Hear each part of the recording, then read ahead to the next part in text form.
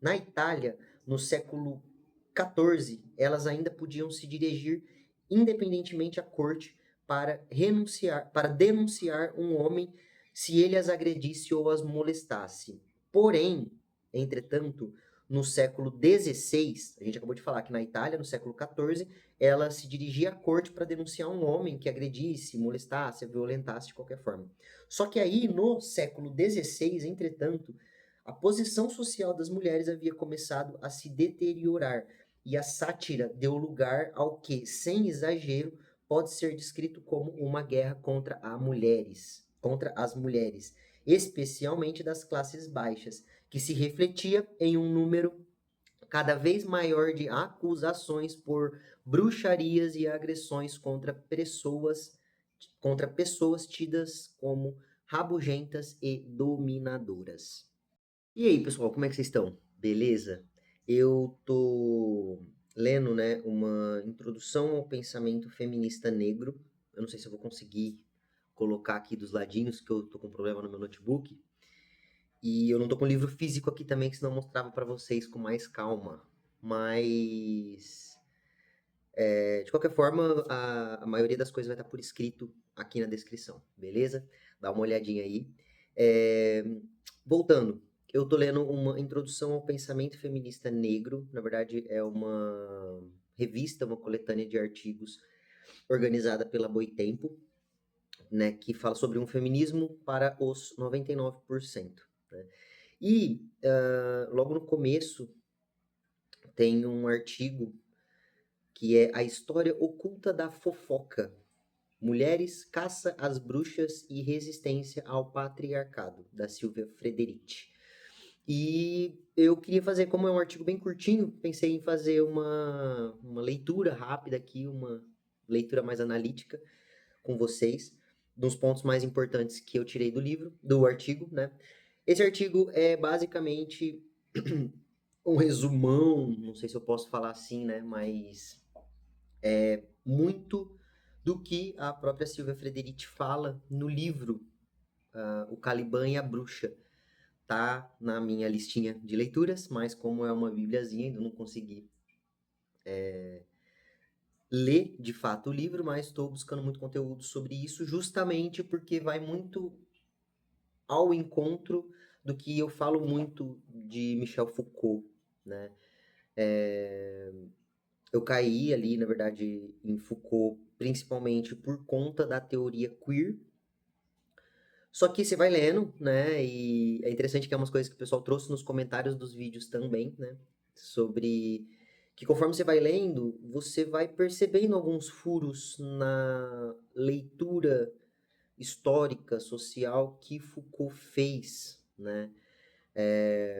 Foucault ele foca muito, por exemplo, numa classe mais alta, né? Que algumas coisas foram colocadas justamente em prática na sociedade. Historicamente, algumas coisas foram sendo colocadas em prática na sociedade nas classes mais altas, principalmente por conta de uma burguesia que queria se diferenciar de uma monarquia.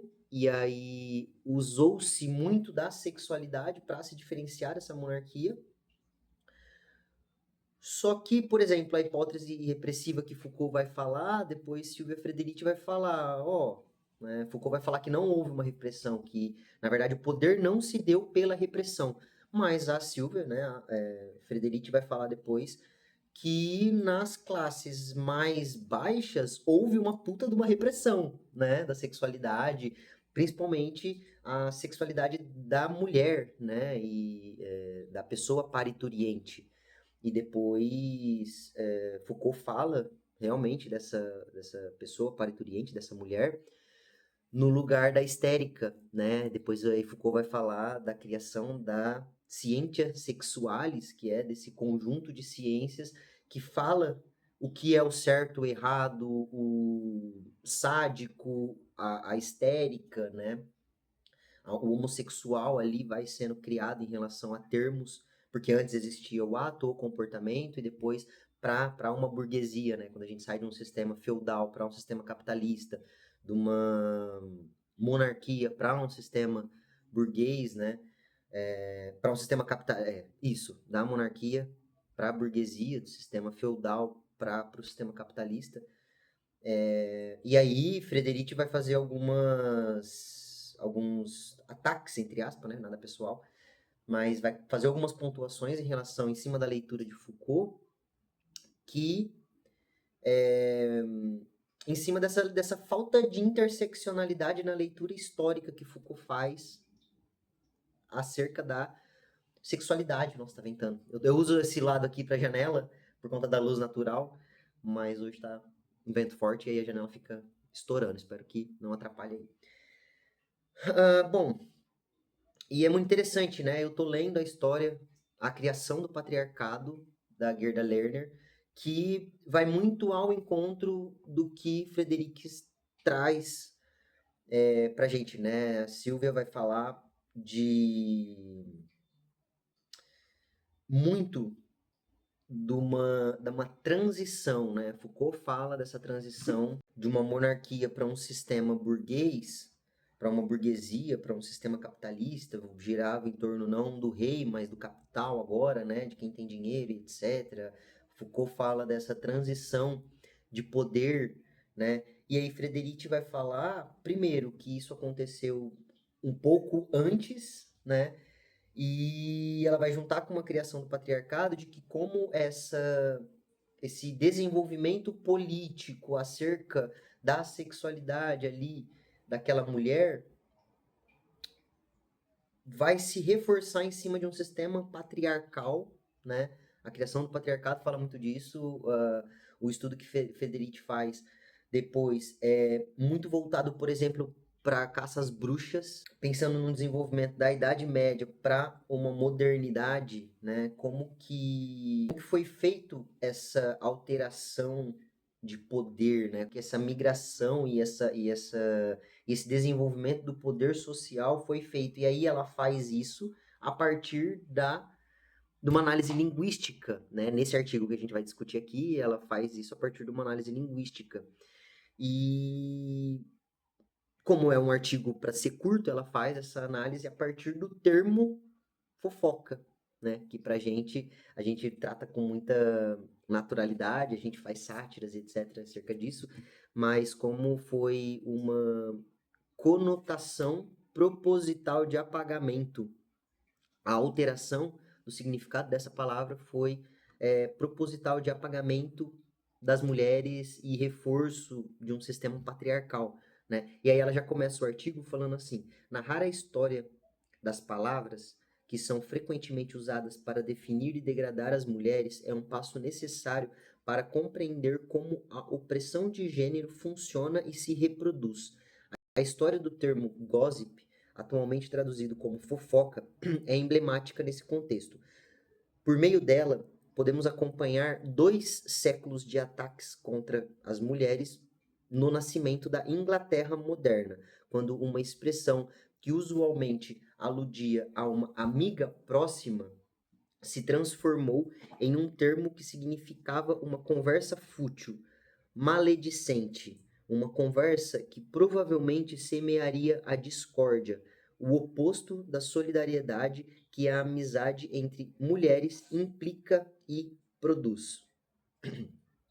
Imputar imputar um sentido depreciativo a uma palavra que indicava amizade entre as mulheres ajudou a destruir a sociabilidade feminina que prevaleceu na Idade Média, quando a maioria das atividades executada pelas mulheres era de natureza coletiva, e ao menos nas classes baixas as mulheres formavam uma comunidade coesa, que era a causa de uma força sem par na era moderna, né? Depois, mais para frente ali, ela vai falar que esse fazer as coisas em conjunto era um poder muito grande das mulheres e que as mulheres não precisavam de homens para nada. Isso a gente está falando numa Idade Média, no século XIV, né? Traço do uso da palavra são frequentes na literatura do período. Ela fala aqui que deriva do termo godparent, que é padrinho ou madrinha, pessoa que mantém uma relação espiritual com a criança a ser batizada. Com o tempo, entretanto, o termo passou a ser usado no sentido mais amplo na Inglaterra, no início da No início da Era Moderna, gossip se referia a companhias no momento do parto, não se limitando necessariamente à parteira. Também se tornou um termo para amigas mulheres, sem conotação necessariamente depreciativa. Em todo caso, a palavra tinha fortes conotações emocionais. Reconhecemos isso quando observamos a palavra em ação, denotando os laços a unir mulheres na sociedade inglesa pré-moderna. Encontramos um exemplo dessa conotação em um mistério do ciclo de Chester, que sugere gossip para um termo muito usado. Tá, esse ciclo de Chester é interessante que ela fala que os mistérios eram uma produção dos membros da própria guilda. Lembra que a gente está falando de um sistema feudal? Era uma produção dos sistemas da própria guilda que, ao criar e financiar essas encenações, tentavam reforçar seu prestígio social como parte da estrutura de poder local. Quer dizer, era um conjunto de peças teatrais, de livros, literatura, romances, etc., que tinham principalmente uma conotação religiosa, mas que essas pessoas dessas guildas que tinham um poder aquisitivo maior financiavam para ser disseminado uma definição, um conceito social para a sociedade. Me lembra muito o que a gente faz com a mídia hoje, né? O poder midiático que a mídia tem de colocar um normal, de colocar, por exemplo, o algoritmo, quando o algoritmo envia mais, de forma mais barata, né? Envia pessoas brancas e magras, ele está criando um normal. É exatamente essa ideia aqui, né? Esse ciclo de Chester, Silvia Frederici está usando, tá falando pra gente como a mídia local, dentro de um feudo na Idade Média, colocava o que era normal e certo. No caso aqui, depreciando as o conjunto de mulheres, a mulher se reunir, depreciando o termo do que é feito quando mulheres se unem. Lembra que eu acabei de falar também que as mulheres de classe baixa formavam uma comunidade coesa que era a causa de uma força sem par na era moderna. Então eles precisavam para o capitalismo se desenvolver dentro de um sistema patriarcal, e aí a criação do patriarcado vai falar para gente que a família tradicional é a base de um sistema patriarcal, principalmente capitalista, de acúmulo de bens, que esses bens, depois, esse acúmulo vem pelo controle daquela pessoa parturiente, que a primeira forma de escravização e de acúmulo era o dono da família que acumulava as pessoas escravizadas, e depois, por exemplo, num contexto estadunidense de pós-escravização, esse acúmulo e essa posse era feita a partir do acúmulo de pessoas que aquela pessoa escravizada poderia gerar novas pessoas escravizadas. Já que eu não posso mais comprar escravo, eu vou gerar os meus próprios escravos, né? E aí esse estupro também tem um duplo sentido. Enfim, porque esse estupro também, ele deixa aquela pessoa parturiente refém, porque aquela pessoa vai dar vida para cuidar daquela outra vida que ela gerou, né? E esse estupro também tem um lugar de controlar os homens daquela outra tribo, né? Isso aí, a criação do patriarcado tá falando 2000 anos antes de Cristo, né? O estupro tem o lugar de controlar aquela pessoa daquela tribo, tanto o homem quanto a mulher, pela desonra. Aí a gente já vê o poder sistemático da palavra honra. Uma palavra, a gente está analisando a linguagem aqui, né? O termo fofoca. O termo honra, ser honrado, também significa algo, né? E aí esse termo é criado para ser tirado daquele sujeito depois, tá? Esses mistérios, né, que eram acho que cerca de 25, esse ciclo de Chester eram cerca de 25 escrituras que viraram teatro, que viraram poesia, que viraram músicas, né? Esse ciclo de Chester, esses mistérios, criticavam as mulheres fortes, independentes e, em especial, a relação com os maridos, pois diziam em acusações que elas preferiam estar com amigas. Como relata Thomas Wright, os mistérios frequentemente retratavam levando uma vida autônoma, muitas vezes se reunindo com suas gossips em tavernas públicas para beber e se divertir. Dessa maneira, em um dos mistérios do ciclo de Chester que representa Noé exortando pessoas e animais a entrar na arca, a esposa é representada, veja bem agora, é um teatrinho lá da época, né? Um teatrinho. O escrito, música, enfim, viraram-se várias coisas, mas imagina agora a cena que a gente vai destacar agora. Representava Noé exortando pessoas e animais a entrar na arca. A esposa é representada sentada em uma taverna com suas gossips, recusando-se a sair dali quando o marido a chama, mesmo com as águas subindo, abre aspas, a menos que ela tenha permissão de levar as gossips consigo, fecha aspas. Estas, segundo Wright, que era o autor que ela está citando aqui, relata são as palavras que ela, a esposa de Noé, é levada a proferir pelo autor, claramente crítico do mistério. Sim, Senhor, hasteie suas velas e avante sobre a chuva malévola, porque sem erro não sairei desta cidade. Tenho, porém, minhas gossips, todo mundo. Não darei um passo além.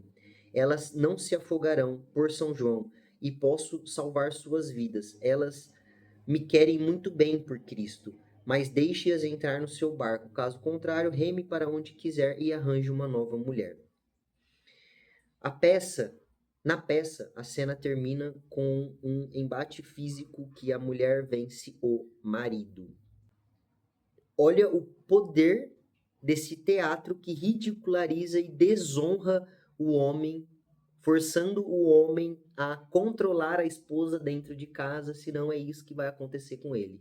Ó, fechou o tempo, ó, isso é chuva. A taverna era o refúgio das mulheres na classe média e baixa. Lembra que a gente começou a conversa também falando que Foucault não olhava muito para a classe média baixa, né? Que se reuniam nessas tavernas para beber e fofocar. Ela acrescenta: os encontros das gossips nas tavernas são temas de muitas canções populares no século XV e XVI, tanto na Inglaterra como na França. Como, por exemplo, ela cita uma canção, provavelmente de meados do século XV, que descreve um desses encontros. As mulheres, tendo se encontrado por acaso, decidiram ir para onde há o melhor vinho, de duas em duas, para não chamarem a atenção nem serem descobertas pelo marido. Percebe-se que já tem um sistema patriarcal de controle masculino para aquele corpo da mulher. Só que essa mulher, a Gerda Lerner faz uma análise legal disso também. Peraí.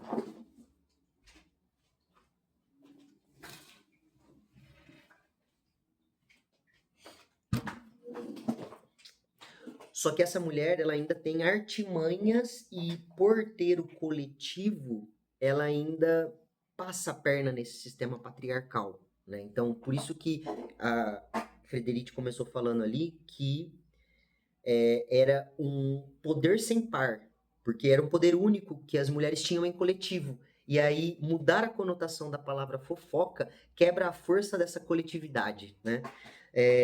E aí fala que assim, elas decidiram ir para onde há o melhor vinho, de duas em duas, para não chamarem atenção e nem serem descobertas pelo marido. Assim que chegam, elas elogiam o vinho e reclamam sobre suas situações matrimoniais. Então, voltam para casa por diferentes ruas, dizendo aos maridos que tinham ido à igreja. A literatura de mistérios e moralidades pertence a um período de transição no qual as mulheres ainda mantinham um grau considerável de poder social, mas sua posição social nas áreas urbanas estava cada vez mais ameaçada. À medida que as guildas que patrocinavam a produção dessas peças começaram a excluí-las de seus quadros e a instituir novas fronteiras entre a casa e o espaço público. A gente começa a falar do poder da instituição privada, e depois o sistema patriarcal passou para dentro dessa instituição privada. Não é de surpreender, portanto, que nelas as mulheres fossem muitas vezes repreendidas dentro dessas guildas e dentro dessa literatura de mistérios, né?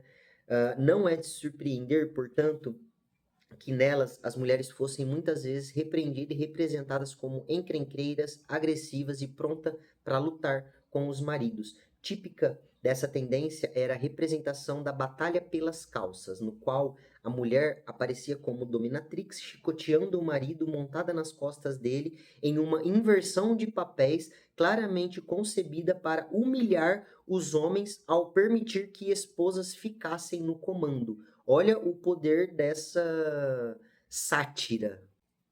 Essas representações satíricas, expressões de um crescente sentimento misógino, serviram à política das guildas que empenhavam em se tornar domínios exclusivamente masculinos. No entanto, a representação das mulheres como figuras fortes, assertivas, também captava a natureza das relações de gênero da época, pois nem nas áreas rurais, nem nas áreas urbanas eram dependentes de homens para sobreviver. Elas tinham as próprias atividades e compartilhavam muito da vida e do trabalho com outras mulheres. Cooperavam muito com as outras em todos os aspectos. Costuravam, lavavam roupas, davam à luz, cercada por outras mulheres, onde os homens eram rigorosamente excluídos desses aposentos, né, propositalmente. Sua condição legal refletia sua grande autonomia. Na Itália, no século XIV, elas ainda podiam se dirigir independentemente à corte para denunciar um homem se ele as agredisse ou as molestasse. Porém, entretanto, no século XVI, a gente acabou de falar que na Itália, no século XIV, ela se dirigia à corte para denunciar um homem que agredisse, molestasse, violentasse de qualquer forma. Só que aí, no século XVI, entretanto, a posição social das mulheres havia começado a se deteriorar e a sátira deu lugar ao que, sem exagero, pode ser descrito como uma guerra contra as mulheres, especialmente das classes baixas, que se refletia em um número cada vez maior de acusações por bruxarias e agressões contra pessoas tidas como rabugentas e dominadoras. E além desse desdobramento, começou a haver uma mudança no significado da palavra gossip, cada vez mais designado a mulher envolvida com conversas fúteis. Acho que tá dando para entender aonde que tudo isso quer chegar, né? Ah, ela fala aqui, ó, que em 1602 ainda teve uma peça que descreve horas que 3 mulheres de Londres passavam em uma taverna falando sobre homens e casamento. A palavra ainda é usada para indicar amizades femininas, que as mulheres podiam criar suas próprias conexões sociais em um próprio espaço social, para enfrentar a autoridade masculina. Contudo, à medida que o século avançou, a conotação negativa da palavra predominou. Como mencionado, a transformação se deu em paralelo ao fortalecimento da autoridade patriarcal na família e à exclusão das mulheres no ofício e das guildas, com a consolidação da família e da autoridade masculina em seu interior, representando o poder do Estado dentro da família, da propriedade privada, representando o poder do Estado com respeito a esposas e crianças e com a perda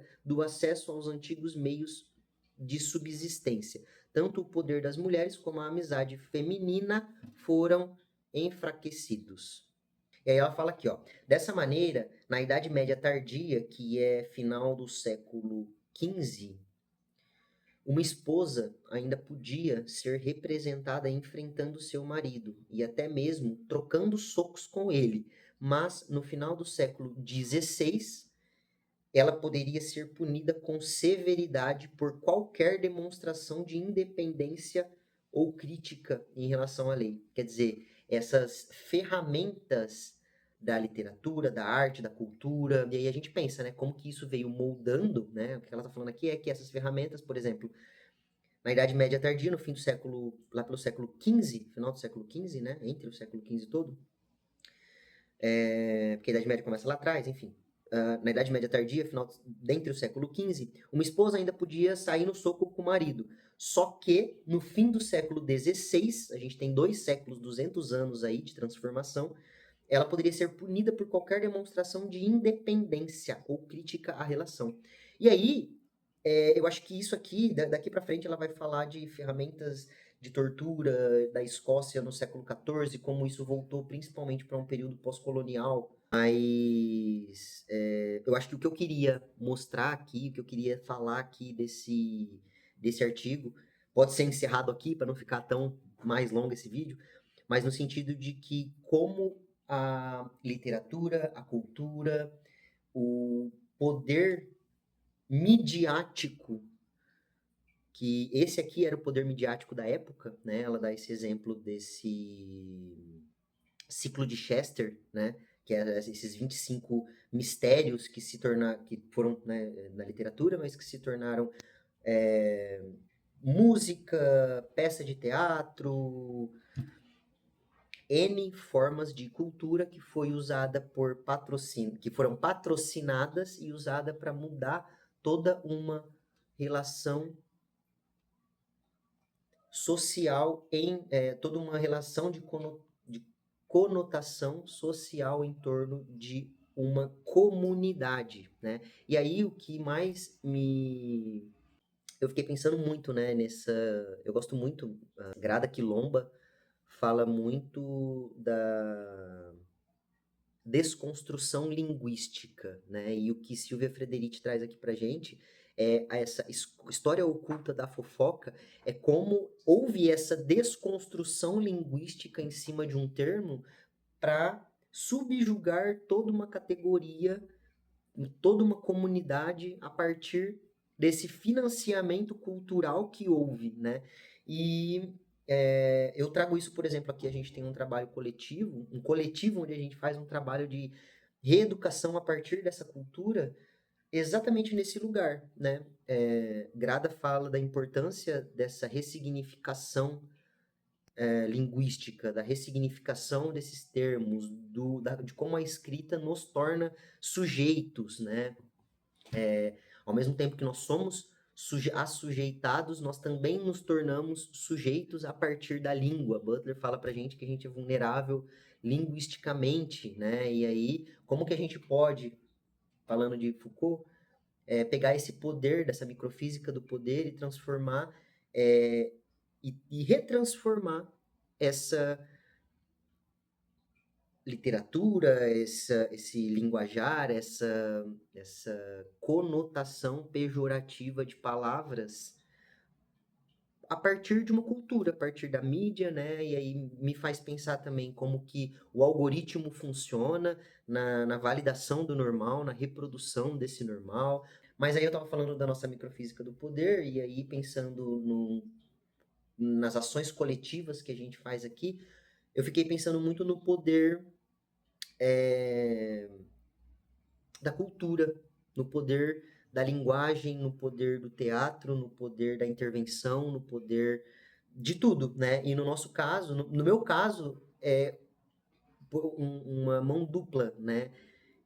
Ao mesmo tempo que nós, como coletivo aqui na cidade, nós estamos se juntando para criar essa cultura e se não tem teatro, vamos escrever essas peças, vamos escrever esses livros, né? Vamos criar um vídeo para o YouTube, mas como eu, Pedro, também vim me desconstruindo a partir do contato com essa cultura, né? Do contato com esse ir ao teatro, como esse ir ao teatro faz a gente perceber e pensar e entender denúncias que às vezes essas peças escritas politicamente, proposital, né, tem de virar chavinhas e colocar interrogações, pulgas atrás da nossa orelha. Então, acho que o meu ponto aqui, principalmente, é que se você tem esse poder, né, que é um certo tipo de poder, de criar algo, de deixar algo que seja um desenho, que seja um vídeo no YouTube, que seja um artigo, que seja um post num blog, um carrossel no Instagram. Se você tem esse poder de criar algo e desmistificar e ressignificar o que está dado como normal, faça. E se você tem a possibilidade de consumir cultura, de consumir literatura, de consumir, de participar de intervenções, faça também. Que a cultura tem um lugar muito forte de construção e desconstrução, tanto no coletivo quanto no individual. E acho que é isso que essa história oculta da fofoca, esse artigo aqui da Silvia Frederici, me escancarou. Beleza? Brigadão para quem ficou com a gente até aqui e um abraço.